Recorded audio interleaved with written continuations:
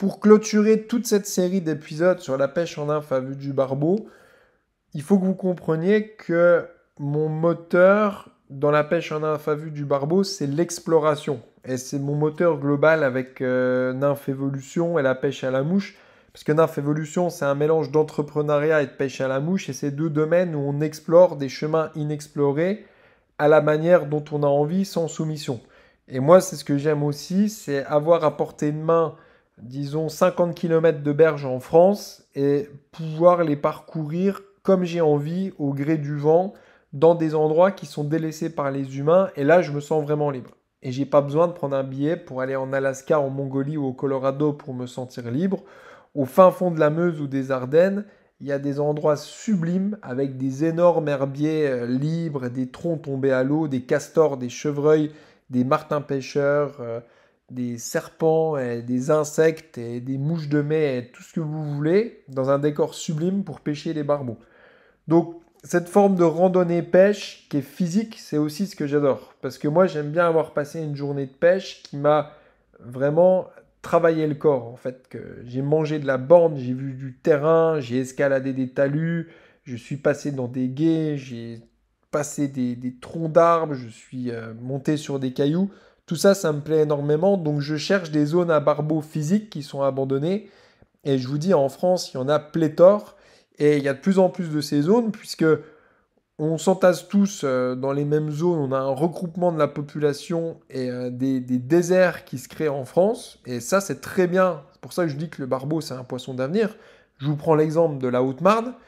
Si vous connaissez la vallée du Rognon ou la vallée de la Marne, c'est de plus en plus des déserts où plus personne n'habite là-haut et la nature reprend ses droits. Et en fait, c'est tant mieux. Alors, c'est dur pour les truites et les ombres parce qu'ils sont viandés, pollués, cormorantisés, asséchés.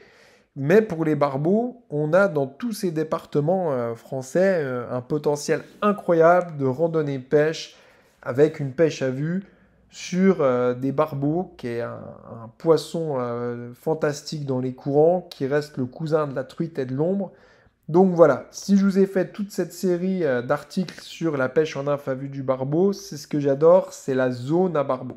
Moi, c'est une zone qui est sauvage, qui est dictée par la rivière au gré des courants, au gré des saisons. C'est une zone qui est délaissée par beaucoup de monde et qui peut vraiment devenir un paradis si vous la regardez du bon angle. Voilà, c'est la fin de cette série de podcasts sur la pêche en nymphe à vue du barbeau. Je vous souhaite beaucoup de gros moustachus à l'épuisette. Je vous souhaite de vous régaler avec ma gamme de nymphes. Vous pouvez me contacter pour une sélection de nymphes à barbeau qu'on peut quand même adapter en fonction d'où vous êtes. Je peux quand même vous guider sur les lestages. J'ai du mal à répondre par email et au téléphone quand j'ai beaucoup de boulot. Mais voilà, je peux vous aider à sélectionner en fonction de si vous êtes sur la Dordogne ou sur le Tarn. C'est quand même très différent. Le Tarn est très lumineux, la Dordogne est foncée. Si vous êtes sur des tout petites rivières à barbeau, prenez plutôt les lestages les plus légers. Moi, je suis toujours disponible pour vous conseiller une sélection avec grand plaisir, mais je suis souvent bloqué à l'étau et j'ai du mal à répondre, donc je réponds bien plutôt par email. Voilà, j'espère que ça vous a beaucoup aidé toutes ces informations sur le barbeau et je vous souhaite une bonne pêche avec beaucoup de moustachus dans l'épuisette.